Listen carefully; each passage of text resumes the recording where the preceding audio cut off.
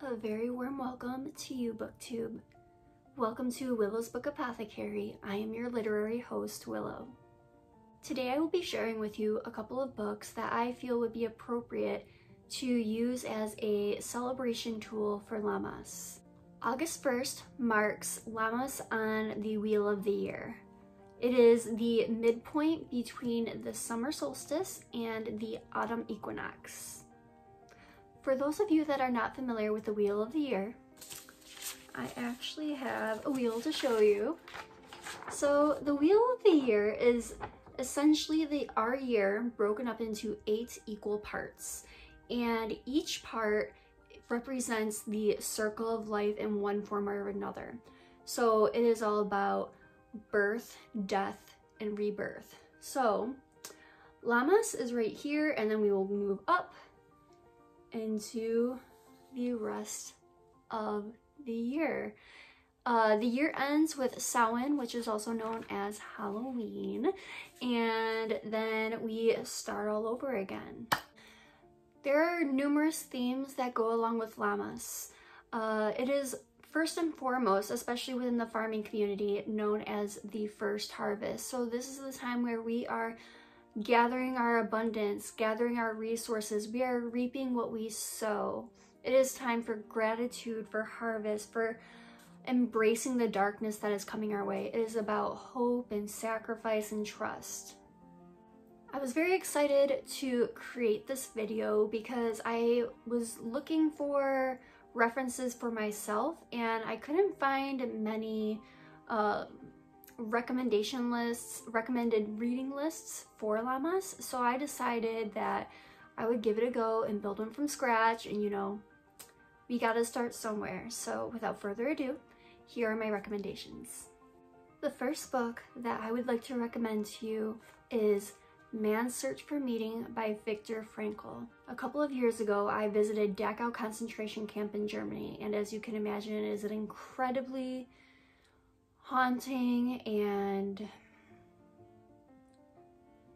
it's one of those experiences I can't put into words. I had purchased this book here at Dachau and read it while I was in Germany, and it is timeless. It is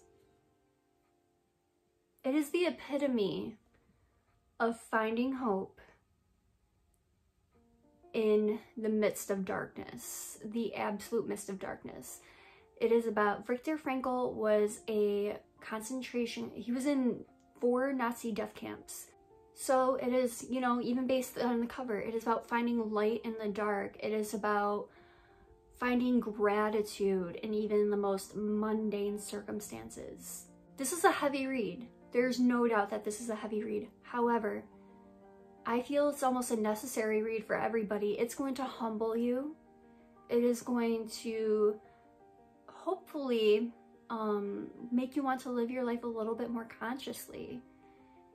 It is a book like this where I realize how much privilege I have, and when I am in any kind of, you know, conundrum of sorts, I take a wider step back and I think to myself, is this going to be meaningful to me in my life?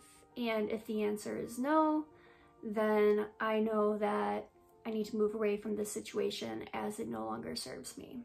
This book is a powerful reminder that we can either let our circumstances dictate our attitude, or we can change our attitudes, which then could change our circumstances.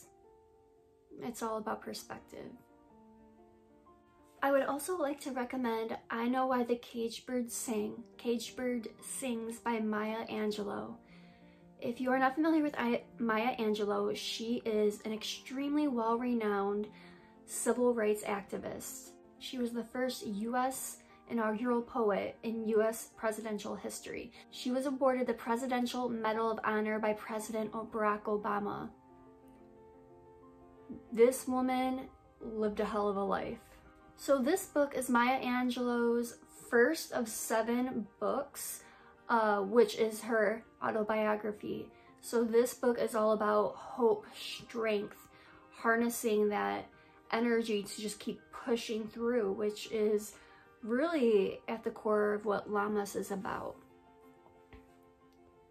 She radiates strength as she talks about overcoming injustice and racism while living in the South in the 1930s. So the first two books are super heavy hitting, and I like impactful books like that, but sometimes we need a little bit more of a palate cleanser. So I'm really excited about the next book, which is The Ichabog by J.K. Rowling. Oh, okay, so this book is super whimsical, super charming. It is about a tiny kingdom named cornucopia, and by the way, a cornucopia is one of the main symbols of Lammas, so it's a perfect fit tied up in a bow. This book, as charming as it is, it has some very serious and dark undertones to it. So it's not necessarily a children's book. I feel like I actually got a lot out of it as an adult. This book is all about reaping what you sow. So, no pun intended. This book is all about reaping what you sow, and it's about how your actions will catch up with you in the long run. It is about sacrifice, it is about hope, it is about rejuvenation, it is about, you know, karma. There's so much that is packed into this book. So if you're looking for something a little bit more fun, I would definitely go with the Ichabog. The next book is a childhood classic. I am sure that everyone has seen this book at some point in their lives, and that is The Giving Tree by Shel Silverstein. This book is for all ages. Reading this as a almost 30-year-old compared to having it read to me as a child in elementary school is a night and day difference. It has many layers and is very open to interpretation. When I was reading reviews of this book, it was really interesting to see what everyone pulled from it, and it is one of those books that I really think you'll get a lot out of it, no matter what situation you may be in life. It is about the grit and the resiliency of Mother Nature versus the gimme of human society. So who can turn down a classic like this? And finally, we have The Sun and Her Flowers by Rupi Kaur. I'm a huge fan of Rupi Kaur's poetry. This is the second book that she published. Excuse me. It is a very tender collection of poems about growth, healing, and finding home within yourself. The cover is beautiful, and one of the reasons why I actually chose it is because sunflowers are also a major symbol of Lammas. So the whole book is entirely encompassing of the themes that we recognize within this holiday. It's about harvest, embracing the darkness, embracing the times that we wilt, the times that we rise. It's about renewal and cleansing. This book is broken down into 5 different chapters or sections, and it's all about the basically stages of a flower. So, you know, we have wilting, falling, rooting, rising, and blooming. I don't know if you can see this or not. Let's see.